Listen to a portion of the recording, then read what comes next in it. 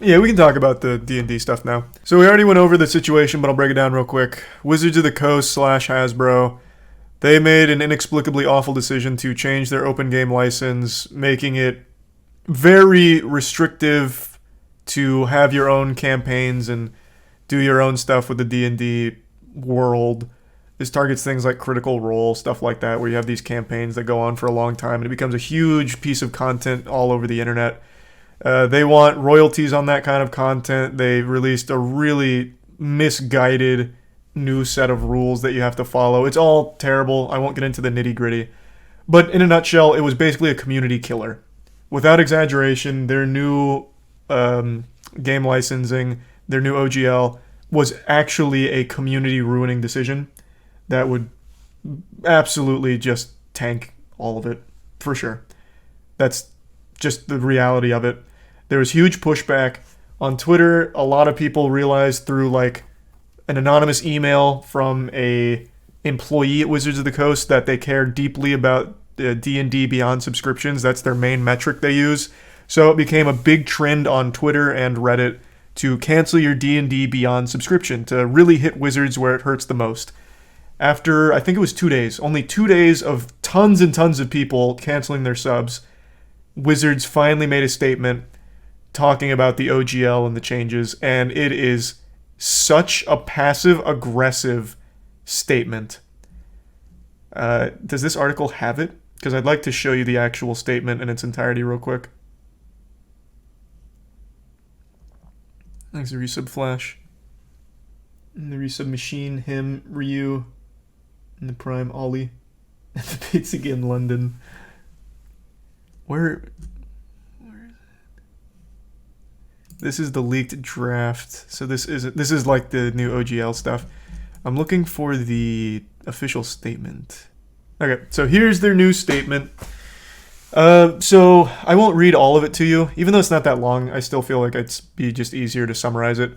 Basically, the tone they take is they walk everything back, and they're like, well, the actual reason behind this was Gigabrain. It's some real supervillain anime shit where we were 5 steps ahead. We wanted all of this to leak so we could get your feedback.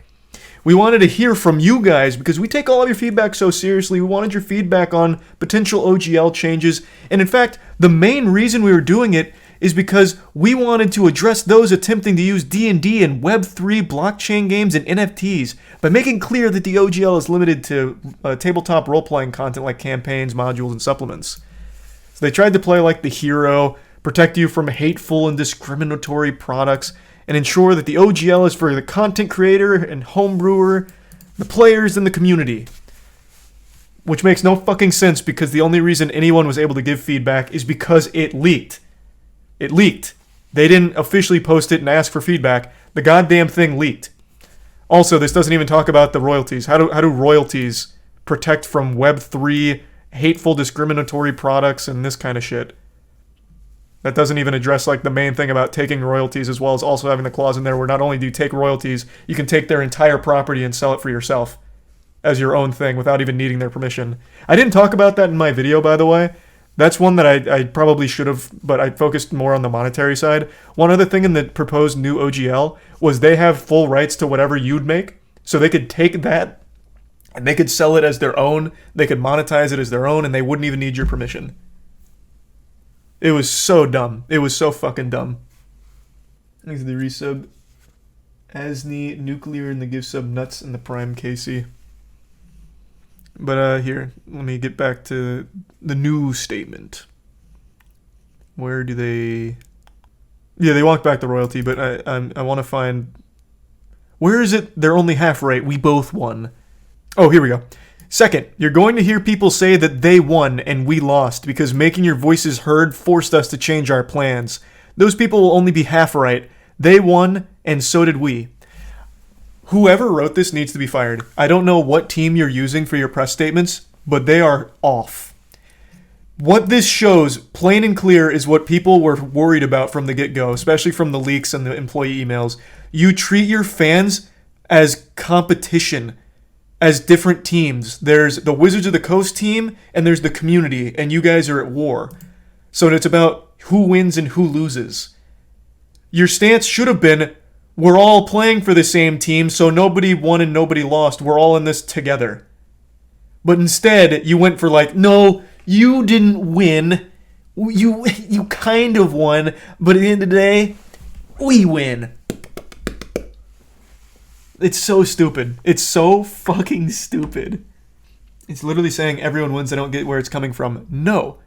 They won and so did we is literally saying the opposite. It's saying you won, but so did we. There's a separation. There's two teams. Talking about winning and losing. On different sides. I don't know why that's hard to see. The internal memos were talking about how Wizards of the Coast treats the community as obstacles for money. So they look at them in a different way. As like actual competition. So those successful campaigns that are third-party homebrew, they view as actual competition in D&D. Which is obviously not healthy since the entire D&D brand is built on the community. So them coming out and saying some shit like this kind of confirms that fear that they literally view those people as competition instead of like customer's the wrong word. Instead of just part of the same ecosystem. It's just a complete lack of respect. It's just, all of it just seems to come out against the community while trying to pretend that it wasn't. Like this shit right here, our plan was always to solicit the input of our community before any update to the OGL, and the drafts you've seen were attempting to do just that, except that's a blatant lie. You already contacted Kickstarter about your 20% royalty thing. The only reason you got any input from the community is because all of that leaked. So you had already taken the steps to ensure the OGL could go through without a hitch, without ever getting any input from the community. It's a fucking lie. Here's a tier 1 GBA, and the resub Arcgrim, David, and Webb. And the bits JD. The arrogance of this company is astounding. Yeah, it is. It is kind of wild. I don't think saves them by any means. Especially when Pathfinder put out such a strong statement that got so much support. So, I don't think they're getting any new D&D Beyond subscriptions. I don't think anyone's going to re-sign up. I really do think this will be pretty much the start of a slow decline of D&D and its brand. It'll transition much more into like Pathfinder and those kinds of other ones. I just don't see anyone going back because it's such a community-driven thing in the first place. You lost the trust of the whole community. Don't know how you make that back. Another great thing about this, and I don't know how many people realize this, all of this broke at the absolute best time for Wizards of the Coast and Dungeons & Dragons because they have that stupid Chris Pine movie coming out soon called Dungeons & Dragons. So, I think this comes out next month. Maybe even less. So all the people that were going to see this probably aren't going to see that anymore. The Last of Us HBO looks incredible. Oh, I thought it was out. Yeah, all the reviews are good for it. There's the recent Dark Wolf. No one cares about D&D drama? I don't think you could be more wrong. This has been huge news. D&D is probably one of the most recognizable names in anything gaming related. That's a name that's had fucking 50 years worth of like media hysteria, satanic panic, and still surviving and absolutely blowing up. Literally the biggest stream on Twitch is D&D. It's Critical Role. They are legitimately the biggest Twitch stream in terms of the revenue they bring in. They have their own Amazon Prime show. I don't even know what you're talking about. That's straight up delusion. You don't have to like the game. I'm not saying just because it's super popular it has to be the best game ever. But it is indefensible that it is a huge property still. Inarguable that it's a huge property still.